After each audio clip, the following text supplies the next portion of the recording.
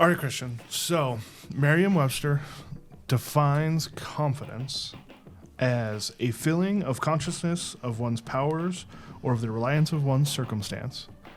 That is their A definition. The one that I've always ascribed to it, though, is the faith or belief that one will act in a right, proper, or effective way.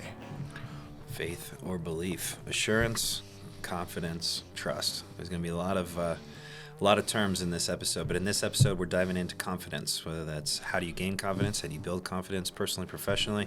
Stay tuned to this episode and we'll go through everything that we know and hopefully it helps you. It gets a little crazy. Like outer space. It goes off the wheels, dude. I thought you just stole VCRs, now you're saving the world from outer space. Yeah, now you're de facto helping the government. What? You guys were criminals and thugs. Mm-hmm. That was the whole point of the series. Literally, there's a whole... Honor among thieves, right? That's the premise. I think that was what it was. Mm-hmm. There's a whole 2-movie arc where you're being chased by The Rock because he works for the government and he wants Dom. Like... I thought he was what? normally a dog.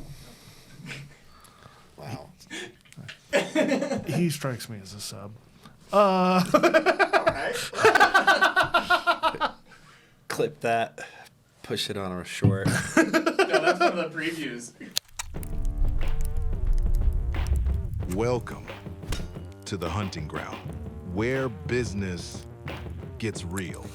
This is Into the Lion's Den, where we build smarter, lead harder, and protect what matters most, with your host, Christian Griffith. Let's get to work. Maybe skip that one. All right. We need to re-up. By the way, mojitos are actually pretty bomb. It's basically the same as citrus, but has a little bit of like sweeter flavor. A little bit of rhyme. Want some? Yes. It doesn't actually start tasting like anything until like 5 minutes in, which is kind of odd. But Brought to you by Sin. That's the... Brought to you by Sin. Mojito.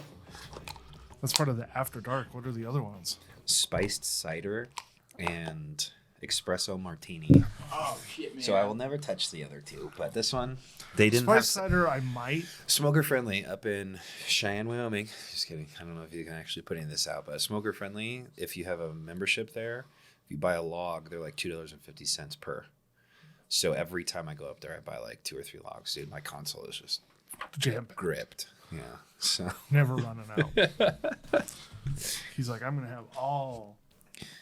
Look, if my only vices are, nicotine and caffeine and sugar, I'll be all right. All right, folks, welcome back to another episode of Into the Lion's Den with your co-hosts, JD Stevens. I should write down like a list of all the things that I can give to you. I don't know. Beautiful shirt. So Captain, nice shirt. He's ready for Thanksgiving. That seems like one I'd wear to the dinner table. It's nice, but it also stretches so that when I gain 4 inches, in one sitting, I don't have to change my shirt. I just got to unbuckle my pants, right? No, I like this shirt. No, all jokes aside. But anyways, JD Stevens and your regular co-hosts are Christian Griffith, owner of Pride Roofing Construction. This episode is brought to you by Pride Roofing Construction and Level Creative Studios. No. Other than... Don't worry, bud. We got you on camera. They totally did get me earlier. Spit it in, Lachlan, because it was actually pretty good. It's like he's got that burly, deep man chest sound, and he's like, "Wow." Like, it's pretty good. It wasn't that at all. You guys will laugh when you hear it. Yeah, it was more like meow. All right, so as if you couldn't tell, things are a little bit different. So we're shaking it up. This episode will drop somewhere to the tune of mid-December, I'm assuming. Mm-hmm. And we're changing the style, changing formats, changing a little bit about the podcast. Hopefully it entertains a little bit more. Hopefully it grips your visual and audio cues long enough to make it through this ADHD world that we live in. We promise the stuff that we talk about is pretty cool, so just stay tuned. And we hope we make it through the video. But anyways, if you couldn't tell, pretty cool little setup here. random times of the day, the lion's den might open up and you'll see some of the savanna animals walking around out there. The lions are in here talking, so they're not out there hunting. So the other ones are going to be walking around a little bit. It's going to be kind of cool. Plus, you got a couple of books that we've referred to. Some of them I've never even read. They're definitely props, but I'll read them eventually and I'll tell you all about them. But anyways, it's a pretty cool setup. I'm also on the opposite side of the room, which is really uncomfortable for me because this was a surprise change, which for me, change is good, but I generally like to be in control of the change. And if I'm not, it throws me off a little bit. So now I'm looking in the wrong directions. If I'm not staring at you guys, I promise I'm still talking to you. So anyways, beautiful room, changing of the guard or not changing of the guard, but changing of the flow of the conversations. And today we're going to try to shorten up some of our videos. I'm a verbose person. If you guys don't know what that means, it's Latin, verb and os. Verb meaning word, os meaning many. I use way too many words to get from point A to point B, so we're going to try to shorten and condense the videos so you guys can stay tuned, stay up to date on the topics that we're discussing. And for our first shorter format video, we're going to be talking about confidence. We talked about that in the intro. But what is confidence? We read the dictionary definition. I have another one that's not Merriam-Webster. It's just off of Google that I kind of associate with, which is a feeling of self-assurance arising from one's appreciation of one's own abilities or qualities, right? All of these are obviously synonymous. That's why they give you multiple options for it. Some words, indicate different things, but generally they all have the same bleeding theme all the way through, same through line. What was interesting about all the different definitions, and we'll get into this in the conversation, is there's a lot of words that talk about assurance, trust, reliability. Obviously confidence is packed into some of the own, the definitions, but that's the word that we're going to talk about a bunch. But all those synonymous words really boil down to, are you trustworthy or not trustworthy? Or do you trust yourself, and have you gained enough personal, feedback from all the things that you've done in your life to be able to trust your ability to do something, right? So confidence, I'll leave it with you for a second, but I know where I want to take it because, traditionally, obviously I run Pride Roofing Construction, but that has been something that I've learned how to grow into. It wasn't necessarily my forte. My forte before all of this was sales. So I'll talk about sales, confidence in the sales world, and how that can be the key to success or failure. But I want to see where you want to start with it, and we'll move on. Yeah, I think confidence is really important to talk about. It's kind of one of those buzzwords that gets thrown around a lot of you have to be confident. And I can tell you, for me personally, confidence has been a huge struggle my whole life. I'm not going to say it's something that comes easy for me as far as those kind of things. I put myself out there a lot more than I do, which a lot of people, what's the word I'm looking for there? They tie it to confidence of because for a really long time, I've been extroverted. I've always liked being in front of people. So people have always assumed that I'm just very confident. A lot of that is I learned how to act early on and fell in love with it. And for a really long time, I was a fake it till you make it type person.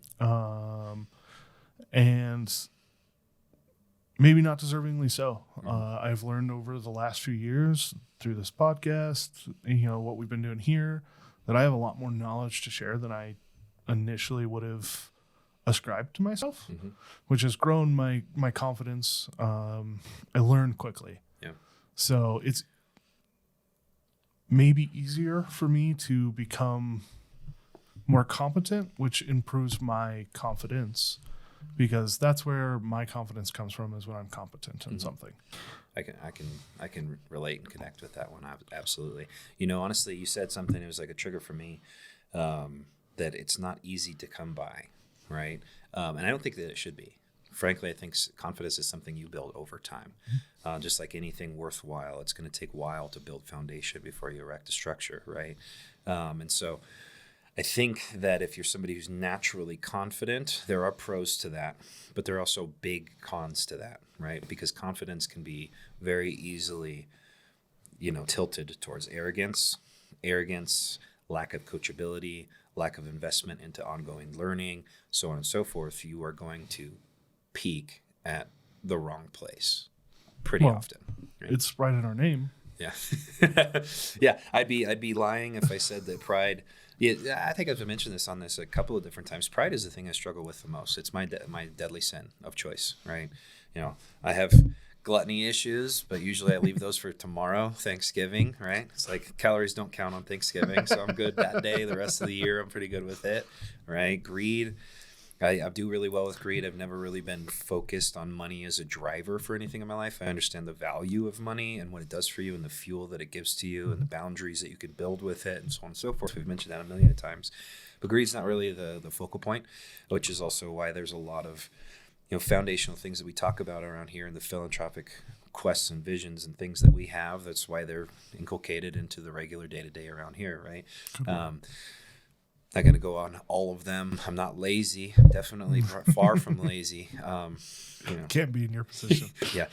So sloth is not really my thing. There's a lot of things that people fight with, but pride for me, that's the double entendre. It's cool.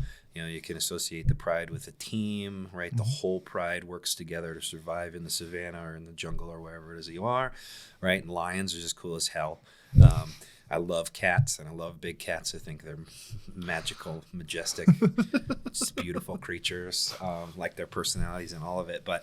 And they're lethal simultaneously, which I think is cool. But either way, that's not necessarily the only reason. Pride, I struggle with admitting that I'm wrong. I struggle with admitting that I'm not the best. I struggle with, accepting certain things. And in my past, it has gotten in my way. The growth has been, somewhat tapered or slower or whatever else because of pride. And when we associate with that with confidence, I wasn't feeling confident about where I was, so I committed myself to the idea that I'm better than everybody else, or I'm better than this, or whatever, and it just completely curbed my ability to grow. So packed into the name so that I'm regularly thinking about the fact that I am not the best at everything, that I have a lot of things that I need to learn, but I also have confidence in my ability to do the hard shit that's going to get me there, right? So, And I think that they walk hand in hand because you should be proud of your work, but I think that, confidence and pride, it's the line between those two gets skewed a lot. Yep. So kind of synonymous. I think that we'll probably deep dive on pride next. So we won't go too Sounds far. like we already created our second short topic, but We sure did.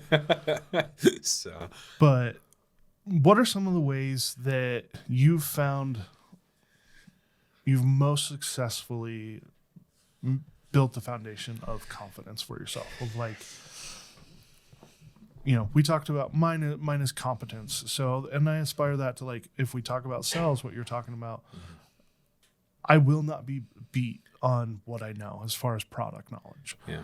That's one of those things that I have always been very proud of and confident in, is because I'll take the time to learn the product.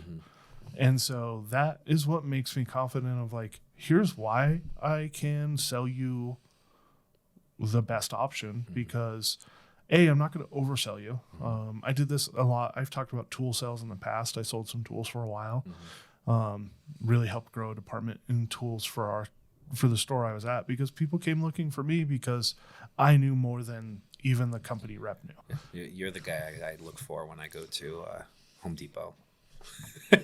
It wasn't Home Depot, but frankly, if I see people just staring at their little scanner, I just avoid them, and I go look for the guy that looks like he's got rough hands and is wearing contractor pants and looks like he's built this shit before. And, like, I go talk to that guy. And 99 out of 100 times, they'll take me exactly where I need to go, like literally which bin on which row and whatever. And they're like, actually, that's not the right one you're going to need. You're going to need this, and here's why. I dig that. So that's where I find that I'm the most confident, is when, like, and that goes into anything of, like, if we talk about when I was in place of knowing my lines, and it's a switch I can flip of, like, developing the character and those kind of things, that all comes from competence. And I really found myself the most confident when I knew what I was talking about. And that comes from anywhere of, in my day-to-day, as far as, the HR and the systems of, I'm willing to admit when I don't know, but I'll find the answer. And Trait of a good manager.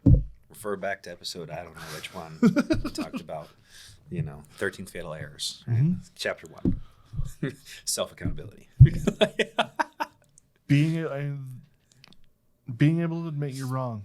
And for a long time, that made me feel unconfident of someone's coming to you because you're supposed to be the expert and you have to tell them, I don't have any idea. Yeah. And for a long time, I ascribed that to a negative. It wasn't until I started saying it consistently of like, I don't know, but I can find out, that people started trusting me more because I would find those answers. Maybe not as quick as I should have, but I do find the answers by when I need to. And that really built my confidence because people are like, hey, I know that when he does find the answer, it's going to be the right answer. There's time. Due diligence was done. Research has been done. Check. Right. Yep. I can believe this. It's coming from JD. Right. So to answer your question that you posed a little bit ago, but I'll spin off of one of the things you just said. I think that the 3 keys to me building confidence in this business specifically has been 1, vulnerability, willingness to get vulnerable, right? Understanding that when you have brought people into the fold, it's okay to let them know where your shortcomings are.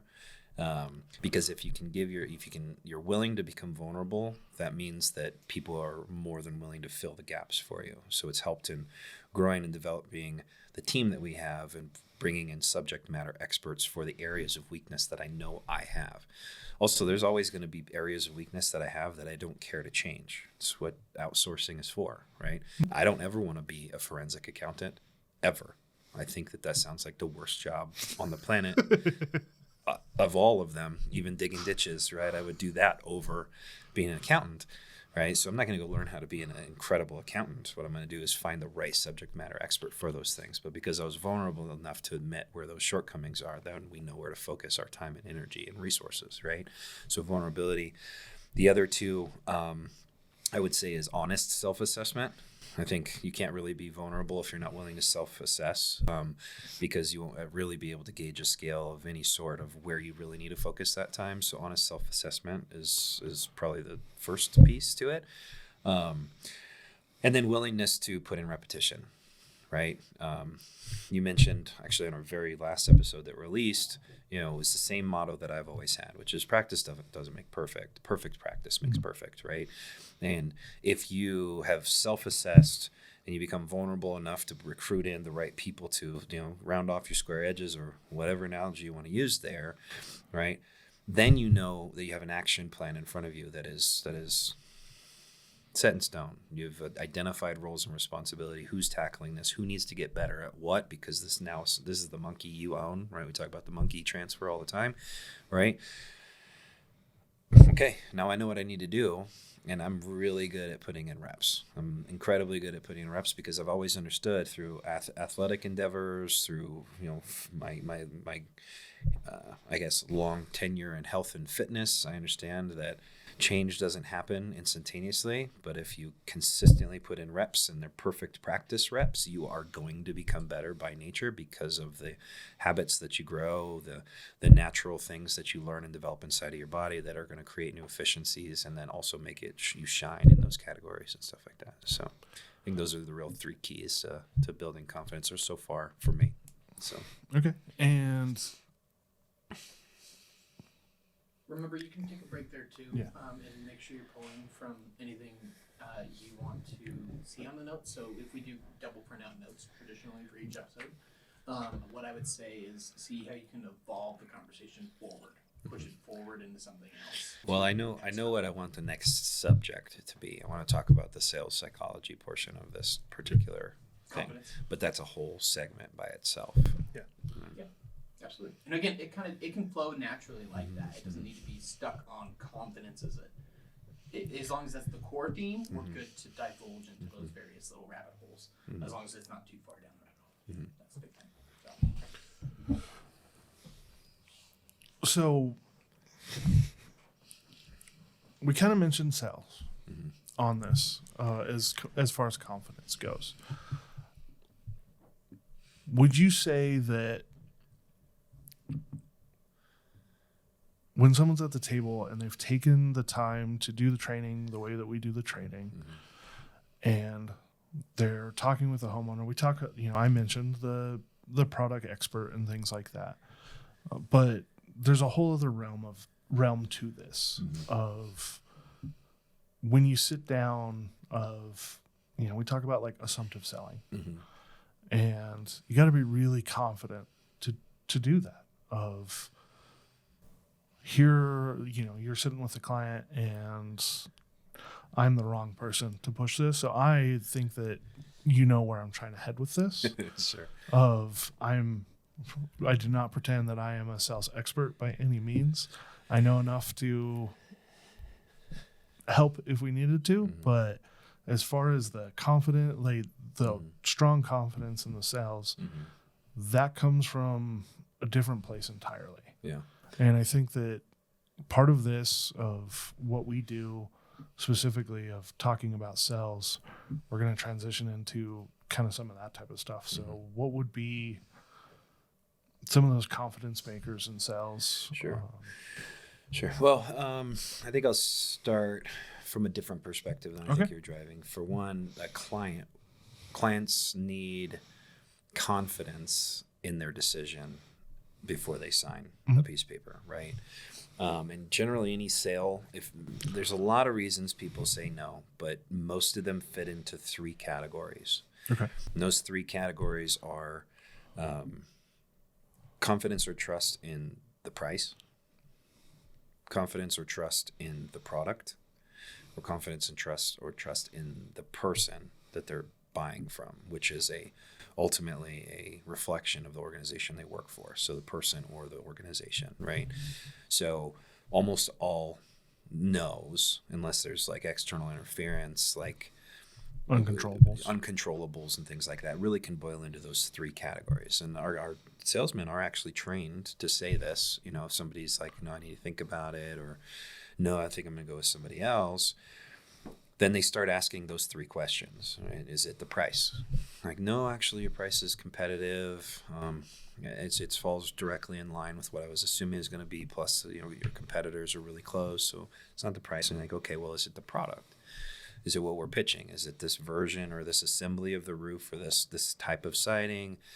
Whatever. And you're going to find out, was this person, did they have the feeling of confidence or trust in your product knowledge in this conversation? Because if you're the expert, right, if they knew how to do this stuff themselves, they wouldn't have you at the table, right? So they're looking for an expert. And if you're not an expert in why hardy board is better than vinyl siding or whatever, right, they might not have any trust in the product or what the actual look of your house is going to be afterwards, and so on and so forth, right? And then the last piece is confidence in self, right? So it wasn't the price, wasn't the product, so then it had to be me, right? Right? And generally, they might not tell you that it was you, but generally there's a lot of non-verbal communication that indicates that, right? Yep. And so, like I said, as I start in a different perspective, you've got to be able to achieve all 3 of those levels to become a good to great type of salesperson. You have to be confident in the business that you work for and the product that you're delivering, confident in yourself, your salesmanship, your knowledge base, so on and so forth, and confident in the prices that you've put on the paper, right? It's kind of I make fun of it a lot, but really it's the truth. It's like, this cup, how much is it worth, right? Well, it's worth however much you're willing to pay, right? So whatever price is on there, you have to be confident behind the price, right? Are we gouging this number? Are we asking too much? Are we asking too little?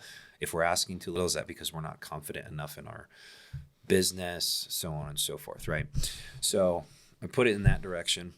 But I also mentioned in the beginning that unearned confidence occasionally plays in your favor. And you'll see this from introductory new salespeople, people who have that natural sales, just DNA. Generally, they're just naturally confident.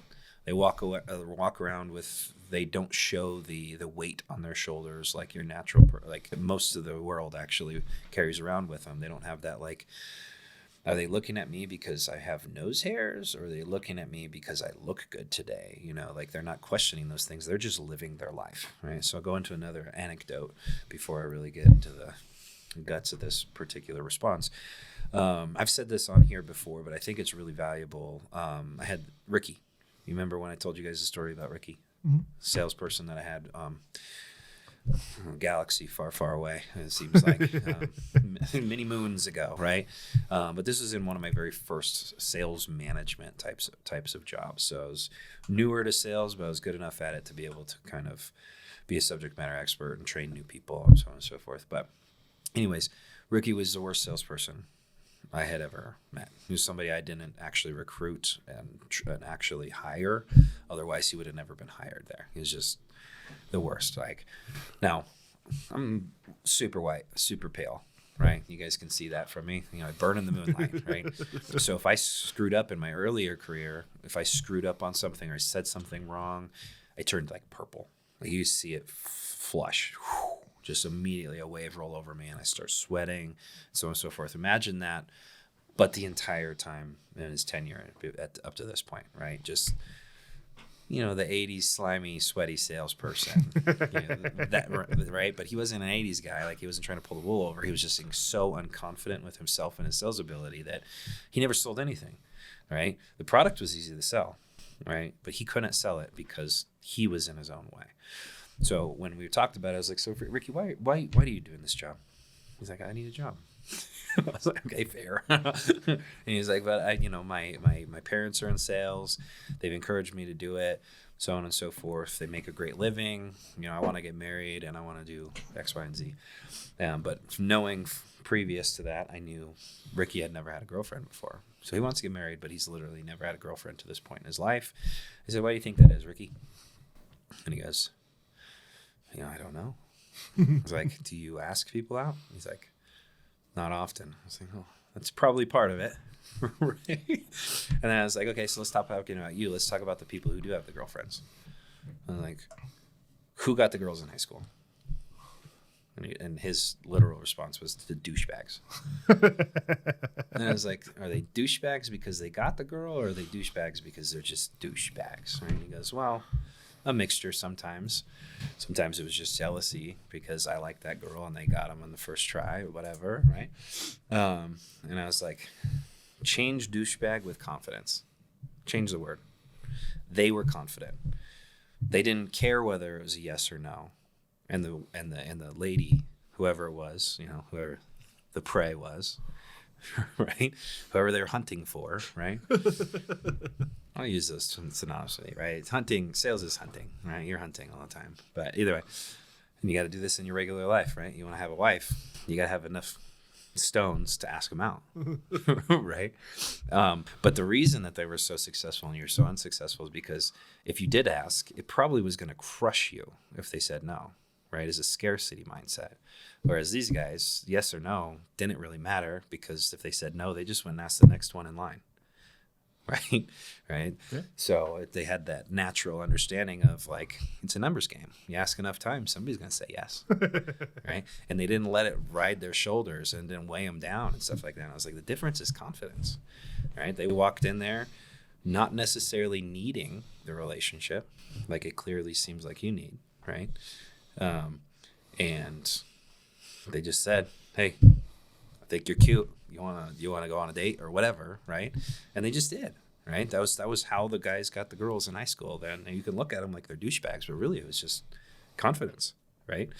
And so to boil this all down, when I said that some people have confidence naturally that maybe they haven't deserved, sometimes it's ignorance. Sometimes they don't really know what the world thinks about them, but at the same time, that's a good thing. They're not letting all these thoughts of the world affect their ability to walk in there and say yes or no, then yes or no, then yes or no. So you can naturally become a good salesperson just by getting rid of the scarcity mindset, having confidence, and just being willing to stand out there vulnerably and say, do you want it or do you not? Right? So you can get into sales pretty quickly by having that. Then the other part about it is discipline, right? You got to be disciplined to be able to go and do that over and over and over, get your head beat up against the wall with no's constantly, and then find a yes, right?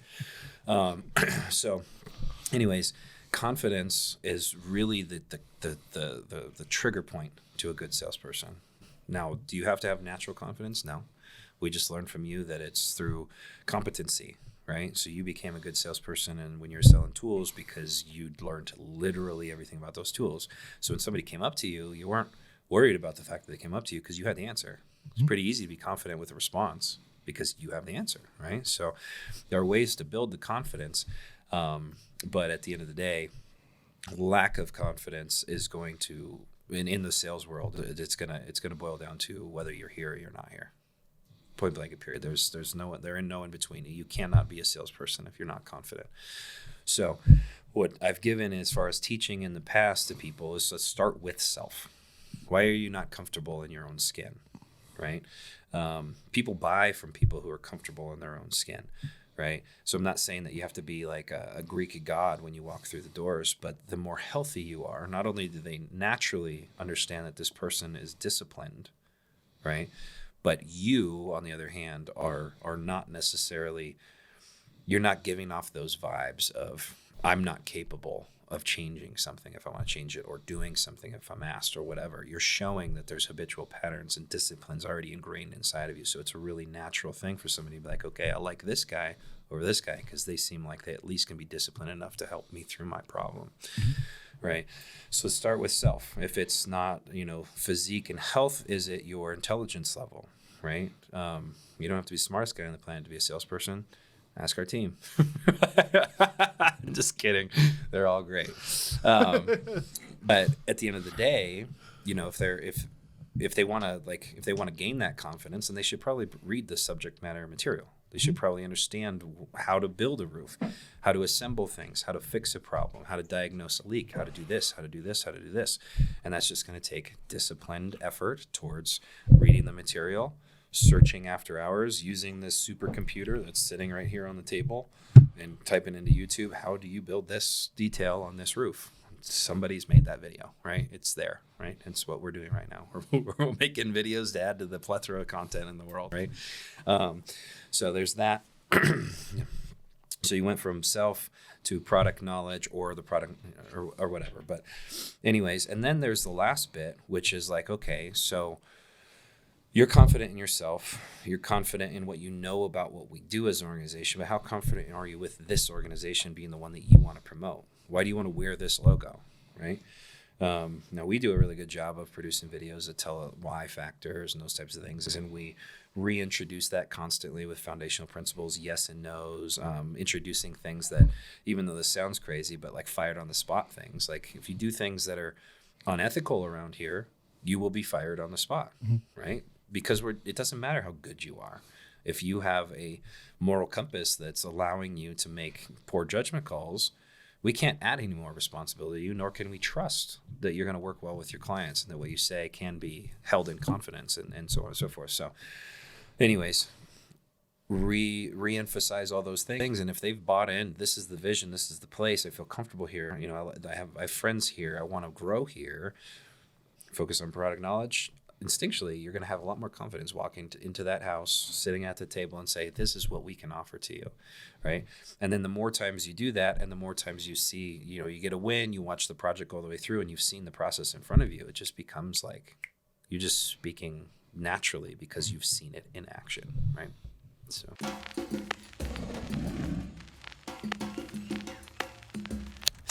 the winter is here. Is your home ready? Wouldn't it just suck if you were sitting there unwrapping presents, having a good time with your family, and we just so happen to have the first white Christmas in the last decade? It starts to melt because your house is heated, and then you start to get that drip, drip, drip, drip, drip all over those brand new presents. That would really suck, wouldn't it? Why don't you call us out? Let's check your roof. We'll give you a tune-up. Absolutely free. If you find any other big problems while we're up there, we'll let you know what we would do with those problems, and we'll hand it, or we'll leave that control up to you. But for now, let's winterize the roof. Let's tune it up. Give us a call at 720-552-3321.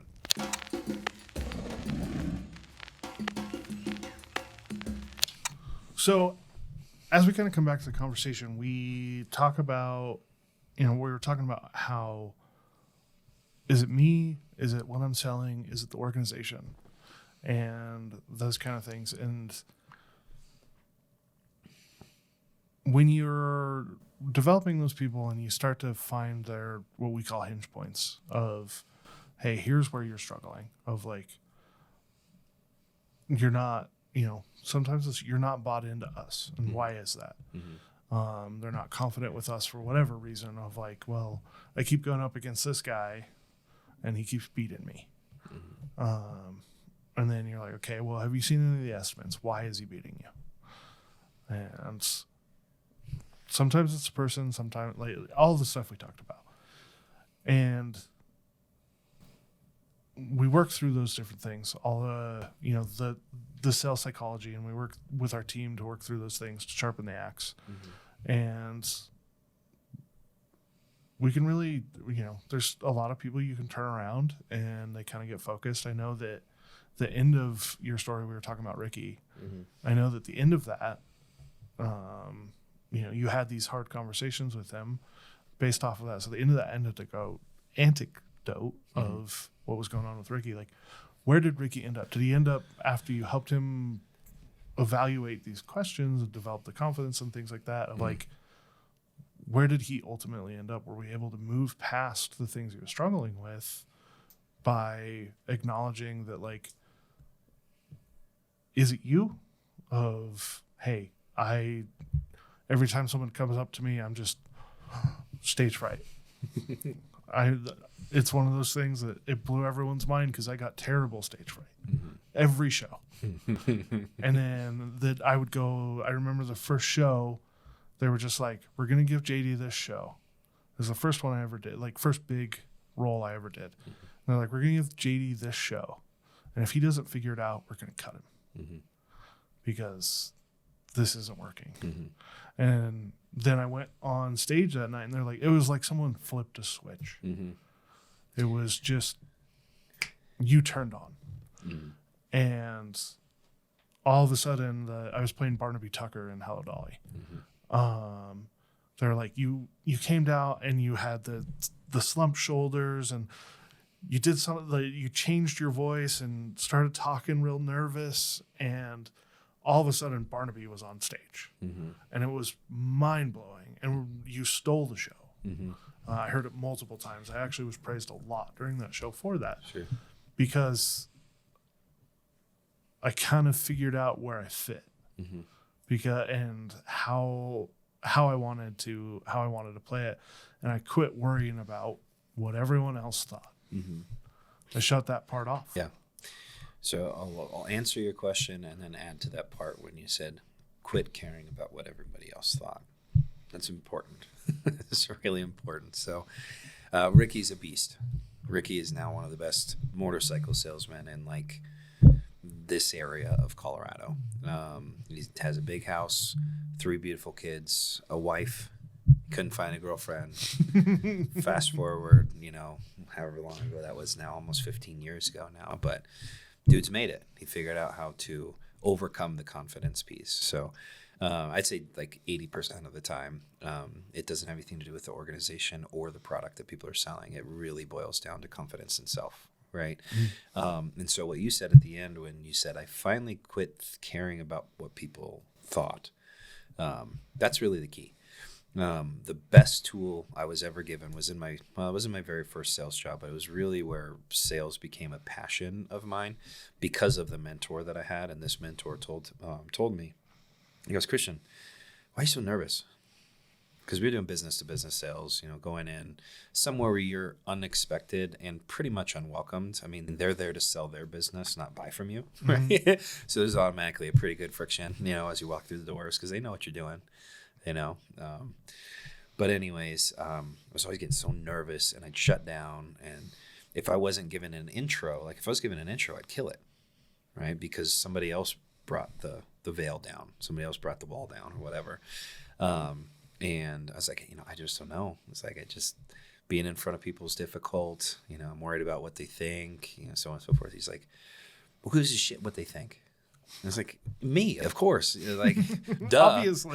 Obviously I do. This is really, screwing me up mentally. And he goes, let me let you in on a secret. He goes, there are, at this point in time, he said 6 billion. I don't know how many people there are on the planet now, but probably more than 6 billion, right? So there's 6 billion people on the planet. This particular city that we're working inside of has well over 400,000 people. You're an idiot if you think you're ever going to see this person again. I was like, Yeah. I was like, actually, now that you say that, that kind of does make sense. You know, I interact with a lot of people, but it's rarely rare that you even see the same person again. Like, you might see the people you grow up with randomly through the course of your whole life, right? But seeing that person that you're trying to sell something to, chances are, if you do see him again, neither of you are going to recognize each other. And if you see each other at all, right? And I was like, that's smart, right? So what I did was I reframed my thoughts, and I was like, I'm just going to go practice. This isn't a performance. This is just practice. I'm going to go practice. I'm going to try this pitch. If they don't like it, I'll write a note. I'll go to the next person. I'll try the pitch with the adjustment. If they don't like it, I'll write another note, and I'll try it. And I did it like it was chemistry, right? I was making like my little lab notebook the whole time that I was walking around, and I was talking, you know, what are the cues? When did I see people leaning in? When did I see this stuff? And I stopped worrying about them because I realized I'm never going to see them again. And if I do, they're probably not going to recognize me, right? Mm-hmm. So I shut that part off, and the outside world became quiet, right? And from that point forward, I realized I'm just going to practice. I'm going to sharpen my sword. I'm going to hone in on my craft. And when I made that switch, I immediately became 10 times better. The very next day, I went out for my very first solo B2B trip, and I signed up. I don't remember now, but it was a record at that point in time. But it was like 8 or 9 offsite memberships, meaning I sold a gym membership to somebody not inside of a gym for a gym that never existed up to this point. We were building it, right? It's pretty difficult feat, right? Had people pull their credit cards out and write their number on a form with a stranger they met 2 minutes ago, right? Things are a little bit different now that technology is advanced, right? It's a lot easier, you know, more, you know, third-party stuff to hide your information. But at that point in time, I mean, that was kind of unheard of, right? It's like you get one off-site real membership, not just tours of the facility. You're kind of a beast. And then I walked in the next day. I was like, "Here you go, Nolan." It's like, what the hell happened? You know, I was like, you talked to me and you made it make sense. I stopped worrying about what other people thought, and I focused on what I needed to develop, right? I just was going back to practice. That's it. That's all that needed to change, right? And so my confidence changed completely because I'm very confident in my ability to become better at something by just constant repetition. I'm okay with the additional work after hours. I like to show up early. I like to leave late. I like to hustle faster than anybody else on the field. I like to do all those things. Those are innate inside of me. That's what was built. You know, I can attribute that to my parents and how we treated sports growing up and so on and so forth. But yeah, dude, it was a light switch. Like the whole world illuminated when I just realized I'm never going to see these people again. Who gives a shit, right? Now, I need to make sure that my personality and what I care about is still in that. I'm not going in there like, you know, talking smack or lying or doing all of these other things. It was real practice. I was selling that product, and I was perfecting that craft at that point in time. You know, ethics still intact, but at the end of the day, I was just going to practice. It didn't matter anymore, right? So, and I think that is one of the most powerful parts of this confidence conversation of being willing to get out of your own way. I think that you see when we're having a confidence issue with, you know, a sales guy, or, you know, in my role when I'm teaching like AP or any of those other things that I do here, of if they're not confident with what they're doing, then it manifests as like productivity issues a lot of times and things like that. And so, and a lot of times it's just they're in their own way and they're making it bigger than it is. And the problems are not necessarily always problems. They're more deflection at that point, trying to get the spotlight off of you. So I couldn't remember how to do this, and so, but I didn't want to admit that I couldn't remember how to do it. So I just let it go. Or I didn't want anybody to think that, you know, I wasn't the right person for the job, so I didn't ask any questions. Like, that's the opposite of what you want in an organization. I mentioned the 3 core things for me was vulnerability. I want people who are vulnerable. I want people who are vulnerable enough to say, I don't know how to do this. Can you help me? Right? And then when they're being helped, they study and they're studious, they're on purpose, they're intentional, right? And then they're willing to put in practice afterwards, right? Let's find the holes and then let's practice once we know how to build the foundation. Pretty easy to build confidence in anything once repetition's been there, right? You don't sit down at a piano, right? I have to have a conversation with my kids constantly because when they try new things, they get so severely upset that they like hate it. They're like, I hate doing this. I'm like, why? And they're like, because I suck. I'm like, so you really thought you were going to sit down and play a piano and, play Mozart after 20 minutes? This is a lifetime thing. You have to commit to the small stuff. Once the small stuff becomes easy, the big stuff therefore becomes easier and easier and easier and easier. And then you put the 10,000 hours in, right? That concept comes straight back in. You stop playing the piano altogether and you start molding with music. Right? Mm-hmm. You're one and the same. Right? I think that it was, I don't remember the show now. I know it was something off the cusp, but they were talking about specifically that of like, I'm really bad at this. Mm-hmm. And I was like, well, that's the first step to being good at it. Yeah. It's like when we were talking about Jocko Willenick the other day, it's like, we have a problem. Good.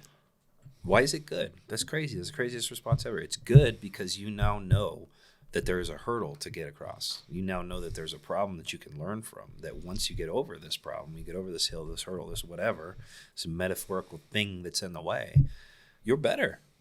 Don't you want to become better every single day? Even if it's a fraction of a percentage point, it's still growth. Right? And growth, I think, is going to be the biggest part of this for everyone who's clicked on this talking about confidence, and you're just like, well, I want to be more confident of like, if it's what you were talking about of, how do I walk up to that person and just introduce myself? Mm-hmm. Whether that's a future partner or, some dude at the gym that you think is really cool and you want to be friends with,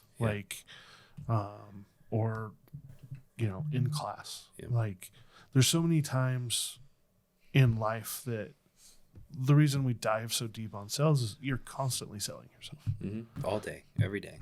You want a new job, you got to sell yourself. Why are you the right guy for it? You want a spouse, you want a loan that you might not be actually on paper good enough for, right? Yeah. You have to sell yourself to the loan officer. You have to explain to him why you're the person that's responsible enough to fit this bill, whatever it is, right? I'm just using loans because that's more applicable to everyday life than most people care to admit, the debt in this world is crazy. But either way, it's like, if you want to grow in confidence, the first step to that is introduce pressure, introduce some friction, right? When you get to the other side unscathed, right? We're scathed, but not in the way that you thought that it was going to be. You have, by natural circumstances, have become a different person. You've become a different opportunity of yourself, or a different option, or a different type of person, right? Like, just is the way that it is. So we talked about this with Kevin when he came in for the business consulting stuff that we did a couple of years back. And he said, growth doesn't come unless there's pressure, right? You have to put pressure on it. If that pressure is something as simple as making an introduction, okay, start with easier introductions and then work your way into the other introduction, right? So if this is business, like you're doing networking and you feel uncomfortable at network events because these guys are all bubbly and just seem like they're great at it and whatever, okay, start at church. Introduce yourself to a usher. Introduce yourself to the pastor. Introduce yourself to the guy sitting next to you. Do it at school. Say hi to the person to the side or the other side or in front of you, right? Once you can take baby steps if you want to. You don't necessarily have to go running straight into the fire of whatever that it is. But once you realize that in the world that we live in, everybody's just like you. Everybody. It doesn't matter what fake facade they put on or what grown costume they now have because of their own life circumstances. But it's like, dude, at the end of the day, you have a pulse. You're a human. Your DNA reads the same as mine.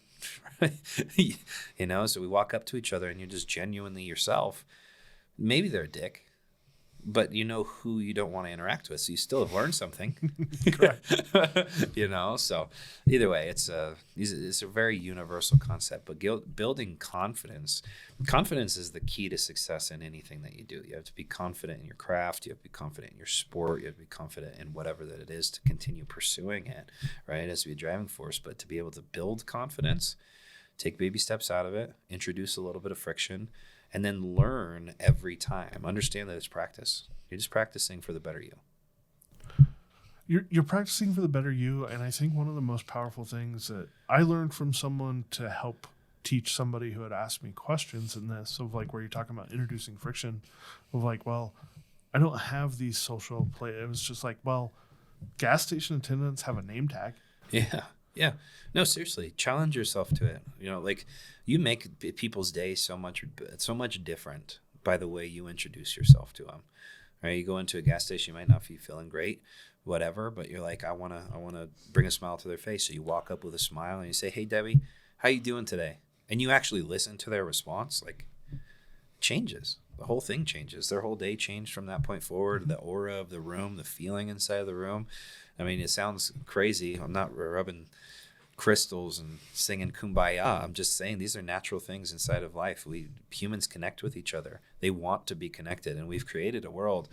You know, this is a whole I'll make this small. do it small, because you and I will both go into cell phones for way too long. But we've created a world where it makes it easy to stay complacent and comfortable, right? You can push a button and things show up at your door, right? You can literally never interact with another human and still survive, which is a crazy thought to me. Like, you think about where we were 1,000 years ago, right? You had to earn literally everything, and you had to go out into the wilderness to come and bring it back. You know, there was real things to worry about at that point in time, and we conquered it, right? And those are your ancestors. Now you're sitting in your basement crunching keys, talking shit to somebody on some online forum, and pressing buttons, and your food shows up at the door, and you choose the option of leave it at the door instead of ring the doorbell so I can't take it out of your hand. You know what I mean? Like you can maroon yourself, but if you do that, I mean, you're left to your own devices. Devil's play idle time is the devil's play place. You isolate yourself from the world around you. You've pigeonholed yourself to be that person for forever, and a declining version of that person forever, because there's no introduction of friction from that point forward. You've completely eliminated the conversation piece. I mean, I can't tell you the number of times in my life I've heard, I'll just do the online order, or done it myself. I'm guilty as anybody else of like, I'll just order online because I don't want to talk to somebody. I don't think that's a bad thing. You know, it's nice to have those options, but at the end of the day, if that's the only way that you live life, where there's zero human interaction, what are you going to become? You live in some fucking crazy reality. Super awkward. Yeah, dude. Yeah. So it's it's crazy, but you know, those people. I mean, some people have found good ways to get through that. There's a lot of businesses in the world where, you know, you've heard of copy shop millionaires. You know, they never even touch the product that they sell, but they've created these intricate patterns of product labeling and shipping and packaging and all this stuff, and they just, you know, they got this thing running, but those people are pretty few and far in between. The majority of people are going to be left to their own vices. So, you know, like, okay, I've got all this idle time. What intrigues me more? Where does instant gratification come from fast enough? And that's where I'm going to run headfirst into. Reels. You know, reels. Other things. Yeah. So, you know, like, so the world and the way that we've all been made, you know, I'm a firm believer that we were designed and we were placed here. And I'll never... I mean, bring somebody on who wants to challenge that. Let's have an intellectual conversation where we introduce some friction. We'll have real engagement on it and challenge you that, right? But at the same time, if we're placed here and we're designed to be in community with one another, don't we want to be good at being communal? Don't we want to be good at being communicative? Don't we want to step outside of ourselves every once in a while and feel that warm glow of accomplishment because you did something that you were uncomfortable with, but then you did it, so now you do it more and you become good at it? Like, that's a big deal. It's that challenge of, you know, I wasn't kidding about just the difference of, even if it's thanks to a gas station attendant or something like that, of like, for somebody who really struggles with, you know, in social situations of like, I don't relate, but like social anxiety of like, I don't want to, I mean, I guess I kind of relate now. COVID screwed that up for me, but, you know, where you can't talk to somebody at all. Doing little things like that help. Also just putting yourself in public, even if you don't interact with anyone, maybe that's the hardest part, is getting out of the house. Yeah. The basement, the house. It very much is. Yeah. Well, and introduce like positive feedback loops into your life, right? Like, so what I mean by that is, let's celebrate the small wins, the small victories every time we can, right? So on any given day, you can accomplish a lot of things, even if they're minute scale things, but they're going to change the way that your body chemistry works, and you're going to be more willing to approach those things the next time. So if it's a gas station attendant, let's say you do work in the basement, you have nobody around, whatever it is, and there's a lot of satellite jobs. I'm not saying that's a bad thing, right? But maybe at the end of the day, we make it a normal thing where we take a walk and we actually talk to whatever neighbors outside and ask them how their day is and listen to it. Maybe it's something as simple as that. But at the end of the day, I don't feel that there's any possible way to build confidence that you don't naturally have unless you work at it. And in order to work at it, you have to be committed to repetition and also committed to vulnerability, that self-assessment of where are the things that I lack, and let's put some time into those things. Right? I agree completely. Is there any other big things that you want to cover in this, of like, you know, the only thing that I can think we didn't necessarily talk about is there's going to be setbacks. This isn't a, I'm going to be, you know, like we were talking about with repetition. Confidence is not something that just happens. Yeah. And you're going to become confident in one thing, and then something new is going to be introduced, and you're going to be back at square one. Yeah. And well, I think maybe it's I think that maybe it's a mindset thing. I don't know how to explain this perfectly, but you don't win everything. Right? That's life. Right? I mean, in wrestling, they talk about the theologian, right? There's been very few wrestlers on the planet who've never been beaten by anybody, right? And over the course of history, it's the world's oldest sport, and there's very few people who've never been beaten, right? So understanding that, you know, 99.99999999999% of people, right, keep carrying that infinitely, are suffering the same losses that you are. Know that that's a good thing. It's a good thing to lose. Like if you get stonewalled, you run into a brick wall. We're talking about walls constantly, but I'm talking about obstacles. You run into something you can't achieve the first time. That's a good thing, right? Because then it tells you, okay, so this path or this action behind the path wasn't the right way. So maybe running through it today is not the right idea. Maybe today we've got to sidestep it, or we got to climb over it, or we got to try new things, because instinctually what that's going to do is make you start using critical thinking, right? You're going to activate other areas of your brain, and you're going to be exercising more than just that one thing you're trying to achieve, right? So instinctually, it's just going to add more confidence to what you're doing. But if you have a mindset of, it's good when I lose because I learn more from loss, that can help a lot too. So the only last thing that I have is just, you know, patience is going to be part of this. Yeah. It's a marathon, not a sprint. Correct. Right? You got a whole lifetime to become the best version of yourself that you can be. So small challenges daily, right? You know, your body, like I attribute a lot of things back to like what I've learned in sports. You can't practice all day long. Your body gives up, right? Even if you don't want it to, and you got great mental toughness, your body's not going to be able to put perfect practice in for 24 hours straight, right? And so having established action plans, having focus on, you know, where you've self-assessed and you're vulnerable enough to know where your gaps are, know that we're putting the extra repetitions in the areas that we lack, but we're also making sure that we feed the areas that we have strength in as well, right? But yeah, dude, it's you got a whole lifetime to figure out this stuff. Things happen, sometimes life is cut short, but at the end of the day, like, you just grow a little bit, whether it's micro fractions of a percentage point. Every single day, if you're getting better, you're achieving more than what I would say a lot of the world is doing, because a lot of people are sitting in this complacency is okay category. Participation is enough. I'm sorry, but I think that's the dumbest shit that was ever introduced to children in my entire life. Like, competition is real. Mm-hmm. You want to excel in a work. You want to build a business that excels. You have to be willing to be compete and lose to your competitors, and then not let that loss ruin you. Let it grow you, right? You want to get a job? How many people are applying for that job, right? If it's a good job, probably a lot. Mm-hmm. And you want to get into professional school, there's thousands upon thousands upon thousands of applicants, and there's only 50 spots. You might not get in on the first try, right? You might have to go back and retest. You might have to go in, do more shadowing hours. You might have to make your resume stronger, right? But at the end of the day, like, nothing worthwhile at all comes instantly, right?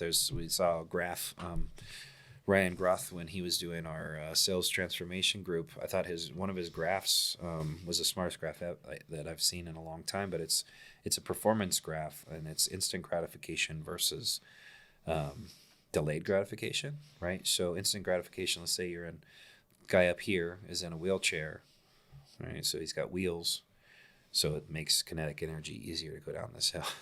Right.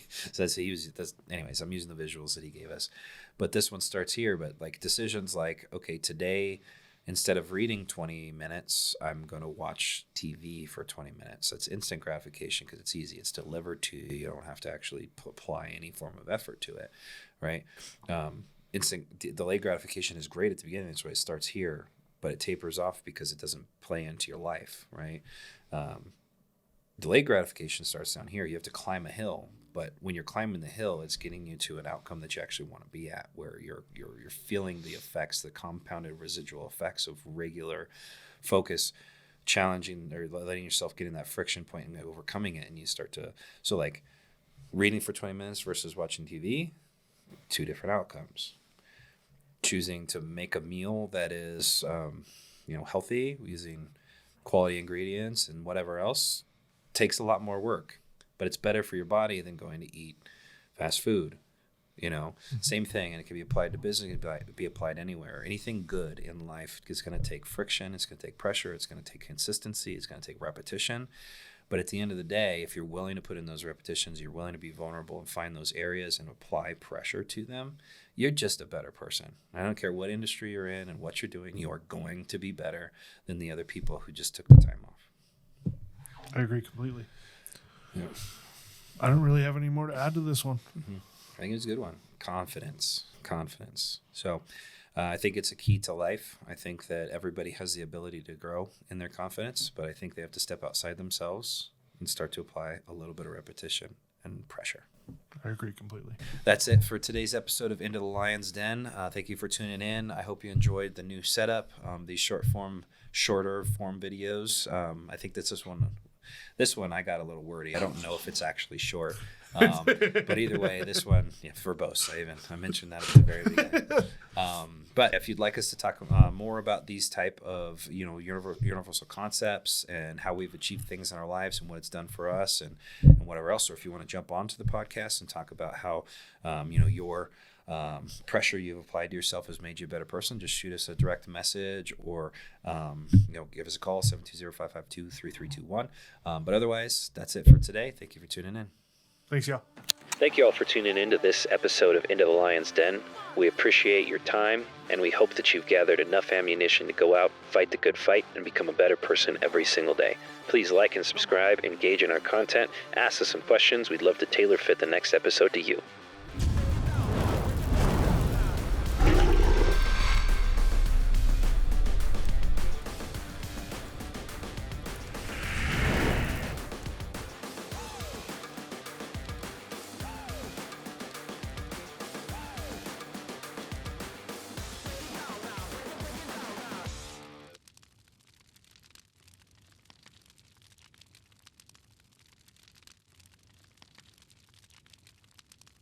I just thought of a funny video. Do you guys ever do when you're in like school, like second, third grade ish area, where they came in and they talked to you about basically being molested, but in different ways? Never had that. No.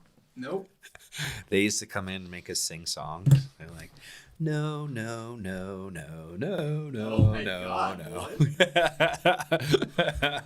Yeah, but anyways, yeah. So Wowzers. they would be funny to make that video. So you're like doing the no, no, no, no, but then it flips to like us in 4 places on the roof where it's like there's a hole in the roof. No, no, no, no. I'm down for that though. That'd be pretty funny, actually. Librarians are getting pretty funny. I liked a video made by the Larimer County Public Library the other day.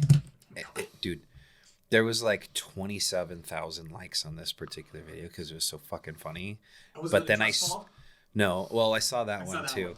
But then my algorithm started sending me all the different libraries all over the place, and they're fucking funny, dude. So the first one was like this chick trying to jump over, you know, those signs that just like sit up on the concrete or pavement or whatever, but they've got two, like this, like whatever your advertisement is on both sides. Yeah. This chick tries to jump over it, but makes it only halfway and basically just fucking smashes it and falls over. But no, it cuts to an old librarian laying on the floor, basically in the same position the chick fell into, and then she gets up and whatever. Dude, funniest cut I've ever seen ever. There's a roofer out of, I think it's Ohio. I've sent Lachlan a few of their videos. That their videos make me so happy. They're so fucking funny. I agree. I love they have multiple where like walks by and like it's his wife and he like smacks her ass. Mm-hmm. But it's her and she smacks his ass. Mm-hmm. It's like, it'd be a lot funnier if it was the other way around. And then like it's just him doing a handstand and she slaps his ass and walks by. It's great. Right. Because you think it's gonna switch to the point of view of him doing it to So he's her, just but upside it's, down. it's That's pretty just good. him upside down. That's pretty great. People are creative. They've got so many of like, yeah, let me go get the production manager. It's just him in his truck, and he gets out, and then gets back in the truck. It's like, hey, how can I